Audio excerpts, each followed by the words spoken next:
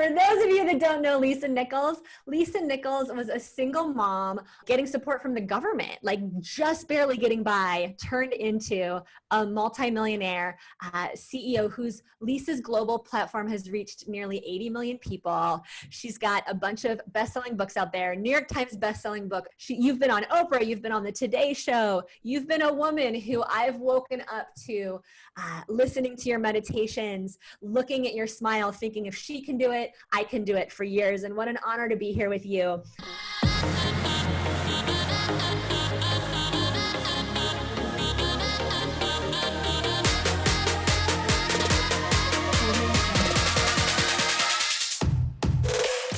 I love you, sis. I'm excited to be here. I feel like when you invited me and I read the profile of the beautiful sisters in the tribe, I was like, oh, that's me.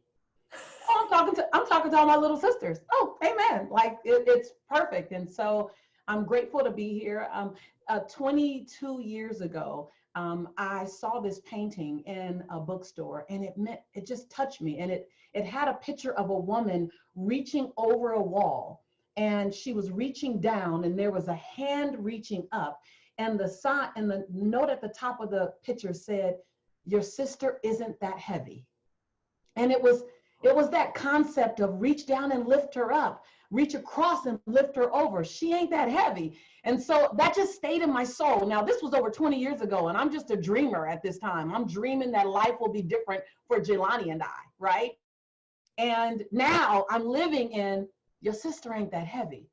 You know, she ain't that heavy, lift her up. And so I'm honored to be here and to lift, to run beside, to pray beside, to breathe beside. I'm just honored to be here, sis. I'm just so proud. I'm so proud of every single woman here who knows that it is time for a global sisterhood. And, you know, I think, Lisa, the women who are watching this interview have been taking really courageous steps, or they're on the verge of needing to call upon a lot of courage to grow their business, reach people online, get on camera for the first time. You're like the queen of motivation. You know, what do you do when we don't feel motivated, when we wake up on the wrong side of the bed, when we, you know, we might have our personal life like in some kind of upheaval, right? How do we keep getting, like it's not like our lives are just going to be perfectly good and then we get out there, speaking to that. Absolutely. Been there, done that 1,000 times. So first of all, let's just evict the idea of a perfect moment, a perfect experience. Like, that is an illusion. Perfection is an illusion that someone made up so that everyone can run towards something that's not attainable. Like, think about it. There is no perfect. There's my best today. Today I touched the best version of my day. It's not perfect, but it is me touching the highest version of me. So that's number one. And the other part is, there is no wrong side of the bed. I just woke up on this side or the other side. Like, the reality is that in order to get to that thing, that best version of ourselves, we're going to have to confront that dark side. That what makes my light beautiful is that I acknowledge that dark side, that I allow that dark side to come along on the journey. And when I say dark side, I allow the side of me that gets insecure. I allow the side of me that has a tendency to compete or to compare. That part of me that has a fear of abandonment. That part of me that says, am I good enough to do this? And with my dark skin, or with my history, or with my family, the family that I come from, or with my poor relationship choices, whatever that story is, that dark side, quote unquote dark side, that's powerful because it allows us to tap into our purpose. It allows us to understand what the get up muscle is about. You wouldn't have a get up muscle if you didn't get knocked down. So it's almost like, Sage, I had to rethink it to go, everything is fuel. Sisters, if you're hearing me and you get me, type in chat right now, everything is fuel, capital everything. And that means that all my dark moments, all the times when I wondered, am I good enough? Am I smart enough? Am I young enough? Am I wise enough? Am I enough? All of those questions, that's a part of what goes in the soil, Sage. I call that's the fertilizer. And if you remember anything about fertilizer, Sage, it don't smell good. It don't feel good. It ain't nothing about the manure great. And matter of fact, the other name for it is, And so, but the manure is where all the best things grow from. It's the fertilizer of all great things in your backyard. So I don't consider there to be a wrong side of my bed. I don't consider there to be anything wrong with my darkness. It's in my darkness that comes from my passion. Now that doesn't mean, Sage, you have to have had a hard, destitute life like some of us in order to be of great value to the world. No, it just means you need to be willing to live in duality. Type that in chat right now, duality, which means I'm brilliant at this thing, or I'm becoming brilliant at this thing, and I'm still managing this thing over here. So when you ask, what did I do? The biggest gift I gave to myself is I allowed myself to live in constant duality. So I let myself be brilliant. If I were called brilliant at something, which it took me a long time to even accept that word and Lisa Nichols in the same sentence, I was like, nah, I'm good at it, but I would call myself, like it took a long time because I'm that same chick who's functionally dyslexic. I am, to this day, I'm functionally dyslexic. I still get everybody confused. I go up, down, left.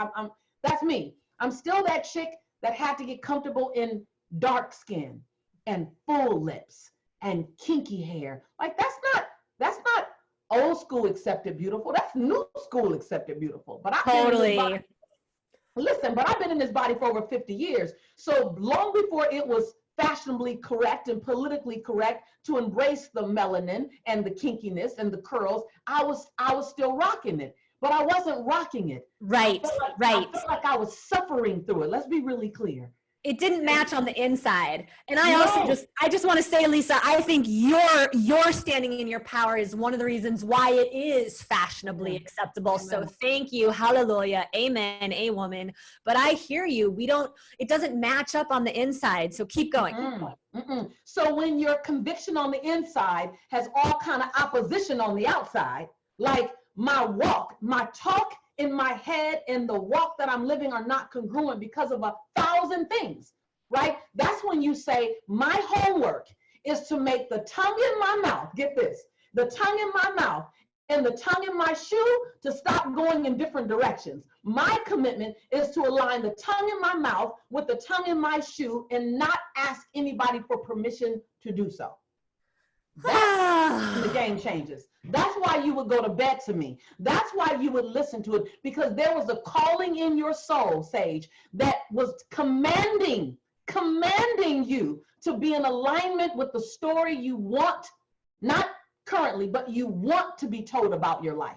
See, what our job is to protect the story that we want to be told about our life. We are living now to protect our legacy. And the way you protect your legacy is you curate it right now by the way you live. So the reason why you were watching me is because you said in your soul, at a cellular level, at an unconscious level, at a spiritual level, your soul was telling your conscious mind, listen, if we're going to be remembered as the woman you want to be remembered as, we got to do some stuff. We got to become someone. We got to climb over some ish. We got to become some stuff. And then you begin to look for what do I need to do? That's why every sister is here, because you're saying, listen, I want my dash to mean something. I want my story. I want my story to outlive my lifetime and inspire some people, or a few million. Oh, yes. I've got tingles all over me. And what you're speaking to in terms of the dash, Lisa, it's like the women here are not peddling a factory full of widgets. Like the women who are here listening to this training are not here because they just need to make a few dollars in their business. They're here, like you're saying, because they want to build a legacy business. They want to use their business as their spiritual path to expand, to transcend, to actually create spiritual freedom and financial freedom and, more love on the planet, and to bring solutions to the planet in a way that the planet needs more than ever. How did you find your way into being the freaking motivator of the masses? And for women here who are still grappling with what is mine to say? Yeah. What advice would you give? Number one, I declared who I was going to be before I had any evidence of how I was going to get there. I declared my contribution. I named Motivating the Masses in 1997.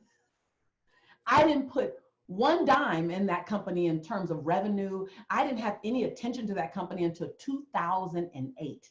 Wow. But every year I would pay the taxes on that corporation.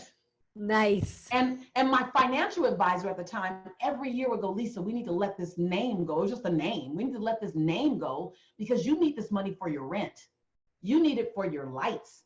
Dude, you need it for Jelani's childcare. You have no money. And I go, no, I feel like one day I'm going to motivate the masses and I need that name. And so no one around me agreed with it. And so I'm going to tell you this, sis, and please write this down. If no one gets your vision, it's because God, and whatever your faith is, it's because God didn't give your vision to them. God gave your vision to you.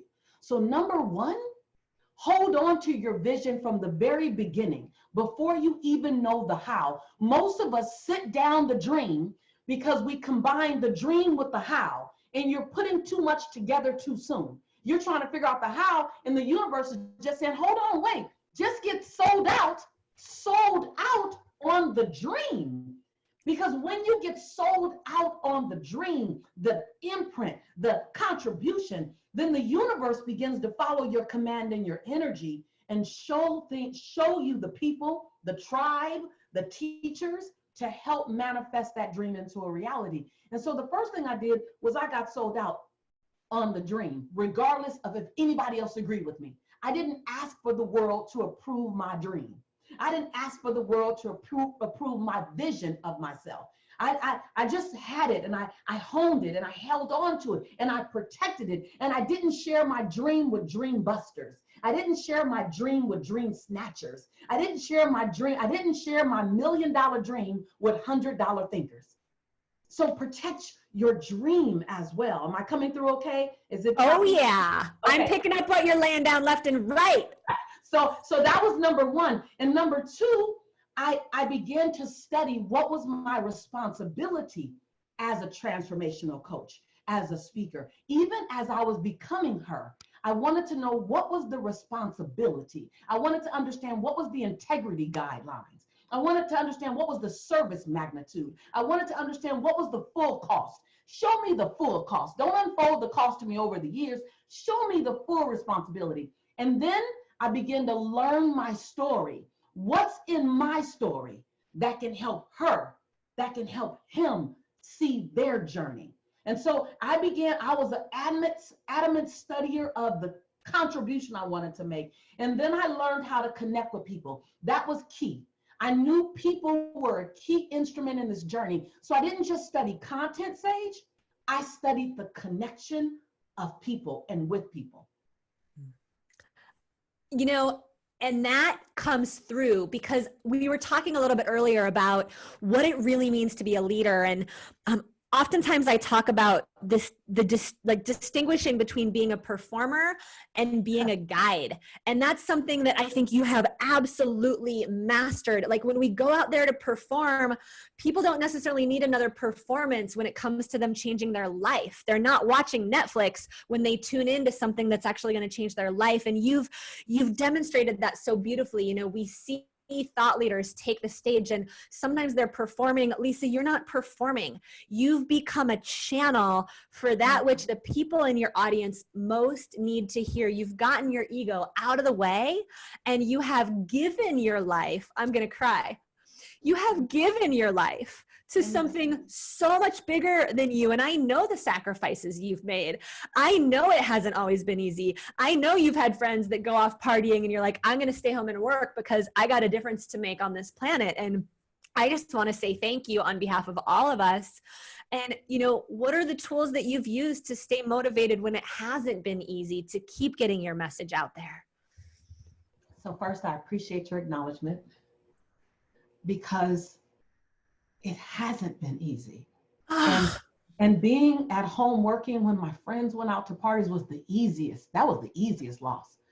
It was when no one understood me. And I felt like, you know, we say unicorn now and it feels nice because we got a tribe of unicorns. But when I started this journey, there was no gathering of unicorns. So the cost And sister, if you can relate to me, if you're looking at this, the cost that felt like it was the highest was how long I was lonely. When I didn't have you, baby, you was in school somewhere. you know, and as a woman and as a single woman, I would share my vision with a man that I may have been dating, and it felt like we just went to two different planets. And he had to graciously opt out. And I've dated amazing men, and I'm still friends with many of them because there wasn't any tension. There was just, I remember one man saying, "You're a queen and I'm a prince. And I need to go become a king to even have the honor of being in your presence." And at the time, I called him a jerk and all the kind of stuff because I thought he was just trying to opt out. But we ran into each other 15 years later, and my queendom had emerged. and I understood then. And he said 15 years later, "Now do you see what I'm talking about?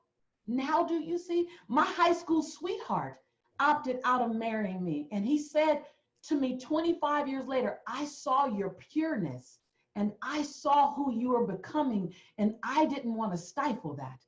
And so I say to you, sis, if you've had lonely moments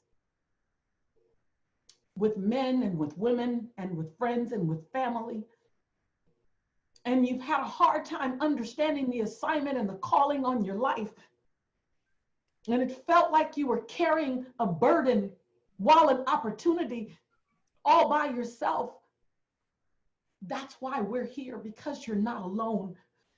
And if my walking for 15 years by myself can lead me to this world right here in front of you, sis, then every lonely step was worth it, because now we have a tribe of unicorns.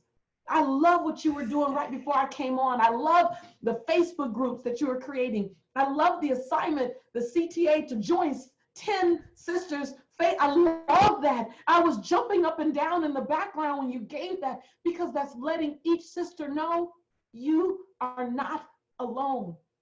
That right there, what did I do? The best thing I could do, Sage, was raise my hand, courageously raise my hand. And it was scary to raise my hand because I didn't want to be rejected. I was afraid to raise my hand because I didn't know if people would accept me as a woman, accept me because my son's father was in prison, accept me because I was Black, accept me because I was at the time the youngest person in this business. I didn't know if they would accept me, but to raise my hand. Today, you're asking women to raise their hand by starting a group and say, "Join me." That was the one thing I did. And to be comfortable if people left me. I had to become comfortable with people having a season in my life. Everyone is not supposed to get to the last chapter with you. There are people that have come in your life just to help you curate chapter 4, to help you curate chapter 7, but they're not supposed to even be with you in chapter 29. That chapter 29 is a sacred chapter designed for a certain group of people. But the fact that they were there with chapter 4 means everything to you, because you couldn't write chapter 4 without that man. You couldn't write chapter 4 without that woman. You couldn't write chapter 4 without that job. And so bless it in its wholeness, and then release it. When I learned, Sage, how to raise my hand and ask for people in my life, and when I learned how to embrace the chapters and the people that I had to release, those two things helped me to navigate this terrain with much more grace and ease. You are making me cry my eyes out over here. I can't remember the last time I cried this much on camera. I'm thinking about the dozen relationships I've had in the last 6 years or 8 years, and the stand that I've had to take for waiting to be in the relationship that would provide the space I've needed to be Sage Lavine of Women Rocking Business. I'm here for you right now. Like you're hearing your sister talk to you. Right? It's like, and I know some of you guys are on a relationship journey. Some of you are on friendship journeys. Some of you are on journeys with your children. And it's like, to find that life, to continue to create the life that will provide space for you to go live your mission. I just think about buying this house and crying my eyes out night after night after night, being like, I'm not supposed to be alone in this house, but something else is coming through me that's different than most of my friends. And now I get to wake up to a freaking sisterhood of 5,000 women that are literally waiting to get on camera with us. And my heart explodes with the gratitude for how, the gratitude for the hard times, because for every single one of you, you have a future self that's waiting for you, and she's actually thanking you for the hard stuff that you're going through right now. And what Lisa's saying is to keep cultivating those friendships, cultivate friendships with the women right here in this group, send each other Facebook messages, hop on Facebook, FaceTime or Zoom together, because what you're looking for is a small entourage of people who have earned the right, who have actually earned the right to be there with you when the hard stuff goes down.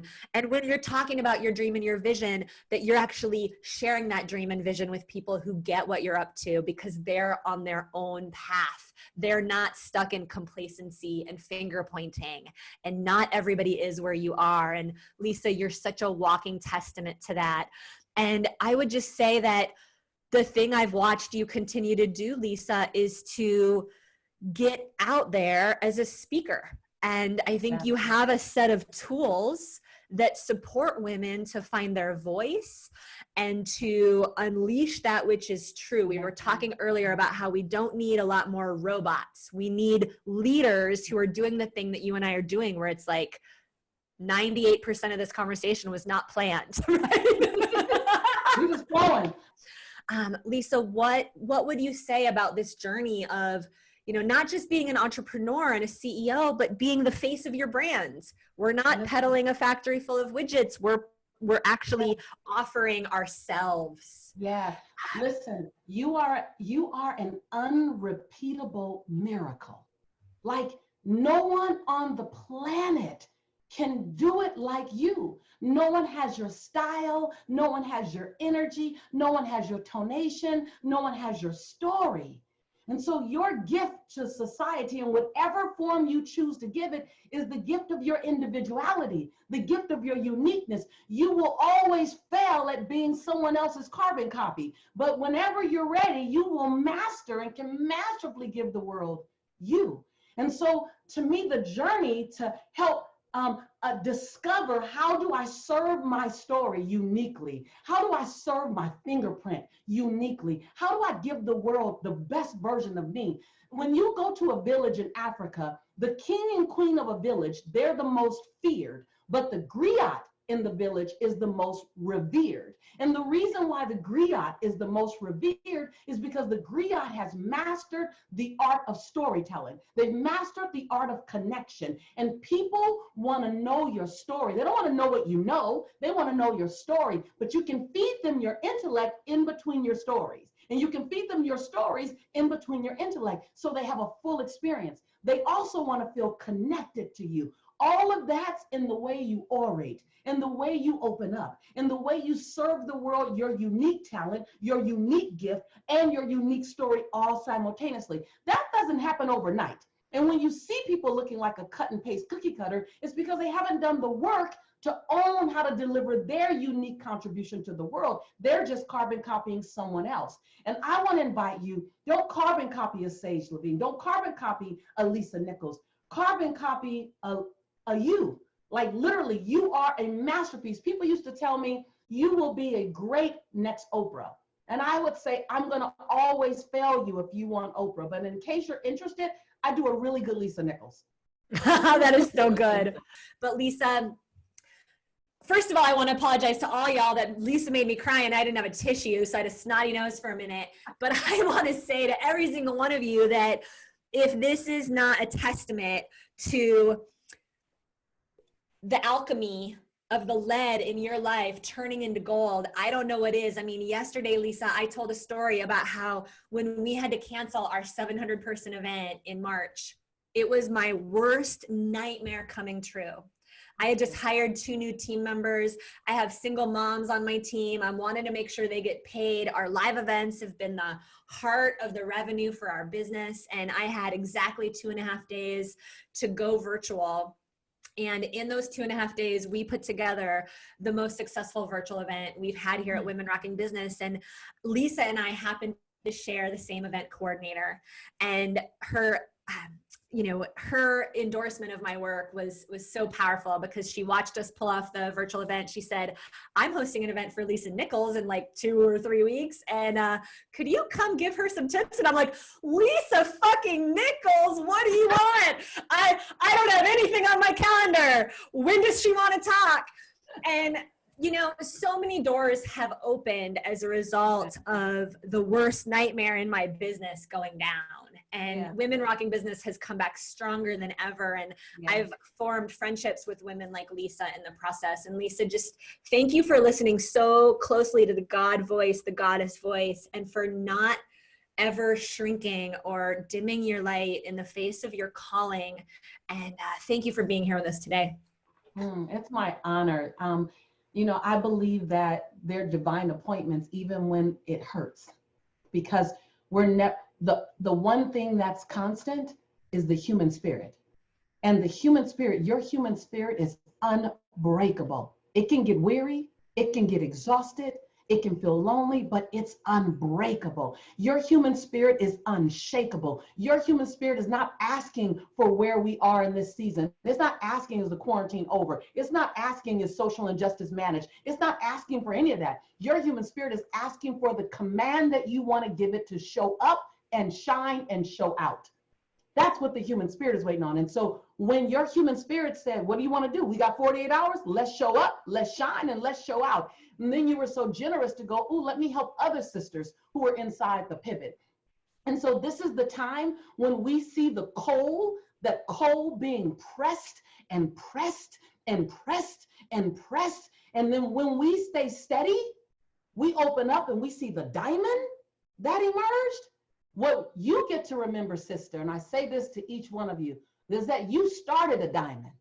Yeah. You just got to walk through the coal experience sometime, but you started a diamond. And if you can see the diamond you are amidst all the coal conversation, then we keep the end in mind. And so it's my honor to be with you. It's my honor to be here with every single sister here. I am you. We are in this together. We're just at different phases of the journey. I say to you, when I see you, I see me. When I see you, I see beyond me. When I see you, I celebrate the woman you were, the woman you are, and the woman you're becoming. Lisa, thank you so much for being here. It's been an incredible honor. And for every single one of you, you are a queen. You are a goddess walking alongside us. There is no top-down thing happening here. We are all rising. We're all going together. This is a rising tide lifts all boats. You got support, and you got this whole sisterhood of women entrepreneurs willing to support you. So do not be shy. Lisa, what an honor. Thank you so much. My pleasure. I love you. Bye, everyone. I love you. Love you all. And if you got value from this episode, I invite you to hit the subscribe button so that we can get you weekly business trainings in your inbox to help you grow your impact and your income the women's way. Head over into the Women Rocking Business Sisterhood Facebook group and introduce yourself there, because women go so much further when we go together. Just click the button to subscribe, and we will see you on the other side.